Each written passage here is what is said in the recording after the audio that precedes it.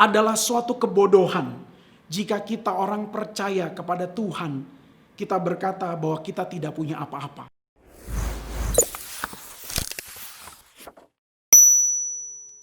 Ya, shalom Bapak dan Ibu.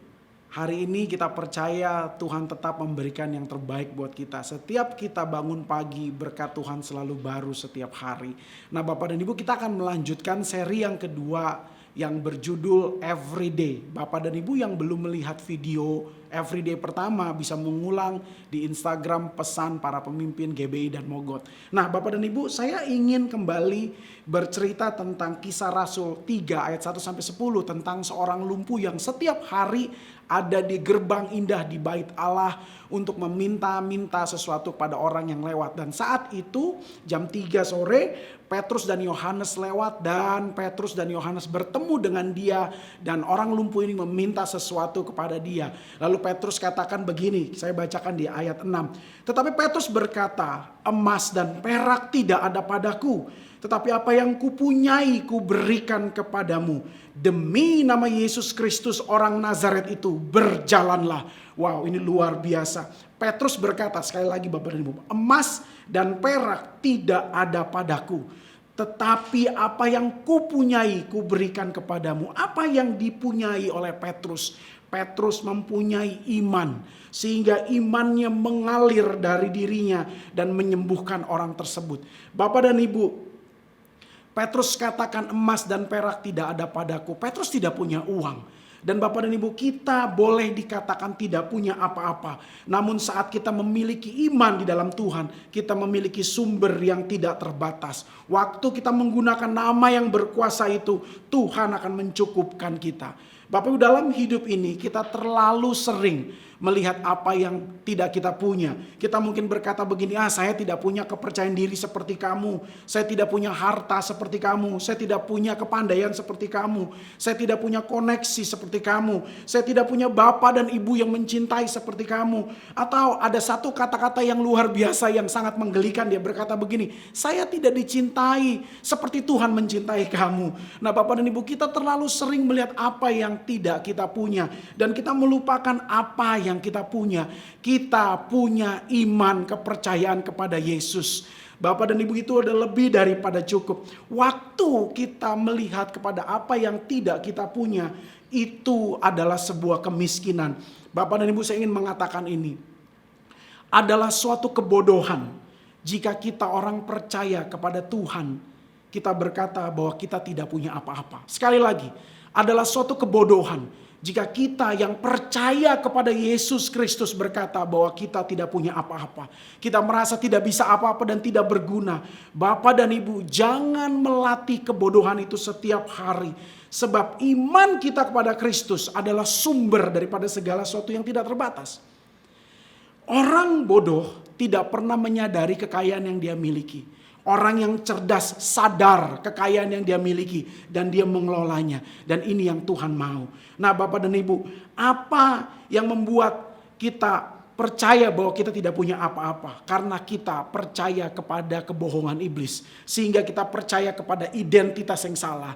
Bapak dan Ibu, sekali lagi Bapak dan Ibu, ada video-video tentang identitas yang tertindas di sesi yang lalu. Bapak Ibu bisa mengulang-ulang. Sekali lagi, dengan mengulang-ulang setiap hari, kita akan memiliki sebuah pola pikir yang baru, kepercayaan yang baru yang akan membentuk takdir kita.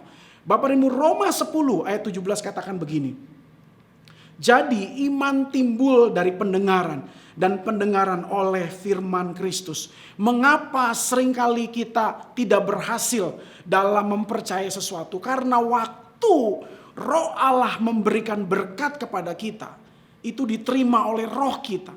Tetapi waktu roh kita itu ingin mengalirkan berkat itu kepada tubuh kita, seringkali jiwa kita tidak percaya, pikiran kita tidak percaya.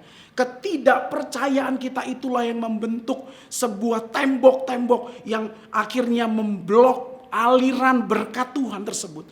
Oleh karena itu Bapak Ibu, kita perlu tundukkan pikiran kita. Kita perlu latih pikiran kita untuk taat, tunduk dan betul-betul berkiblat kepada firman Tuhan. Waktu itu terjadi, itu akan menghasilkan buah-buah yang luar biasa. Iman kita kepada Kristus perlu dideklarasikan, perlu dikonfirm, perlu dilatih setiap hari. Waktu iman kepada Kristus itu mengalir keluar, itu akan menjadi sesuatu yang luar biasa, yang tidak mungkin akan terjadi. Yang kita pikirkan sesuatu yang sangat sulit itu akan menjadi kenyataan. Bapak dan Ibu, ada sebuah cerita dalam kehidupan saya. Waktu itu saya masih ingat benar, dan ini terjadi puluhan tahun yang lalu. Saya sedang menyetir mobil di daerah Citra 2. Tiba-tiba saya ditelepon seorang kepala sekolah dari kantor saya. Dia menelepon saya karena tiba-tiba ada seorang anak yang tiba-tiba diserang penyakit seperti ayan. Matanya seperti muter, lalu mulut terbuka. Bapak dan Ibu, ini kepala sekolahnya bingung karena sudah menelepon orang tuanya, tapi orang tuanya suruh nunggu. Dan dalam kebingungannya dia telepon saya. Waktu saya mengangkat telepon, saya berpikir saya tidak bisa apa-apa. Tetapi Roh Kudus memberikan sebuah pencerahan, sebuah insight. Kata-kata yang muncul saya masih ingat sampai hari ini. Kenapa kamu tidak berdoa melalui telepon? Kenapa kamu tidak menengking roh itu dari telepon? Kenapa kamu tidak melepaskan kesembuhan dari telepon? Lalu saya pinggirkan mobil dan saya mulai.